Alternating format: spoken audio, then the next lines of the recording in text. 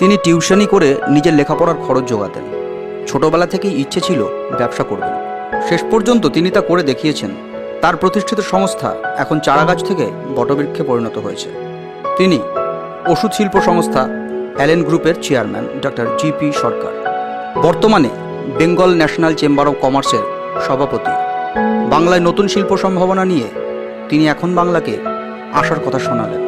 আমার চেষ্টা 90 কাঠা জমি আমরা নিউ টাউনে পেয়েছি।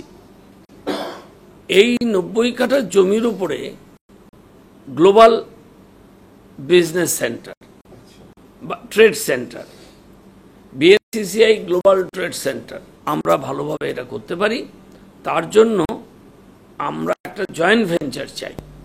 বাংলাদেশের ঢাকা চেম্বার অফ কমার্সের প্রেসিডেন্টের সাথে কথা বলেছি। He is also very interested. আমি সবার সাথে যোগাযোগ করতে পারছি না। যদি সেই রকম কেউ আসে, আমরা যদি তার সাথে জয়েন্ট ভেঞ্চারে যেতে পারি, এই প্লট 100% কমার্শিয়াল, রেসিডেন্সিয়াল কিছু হবে না।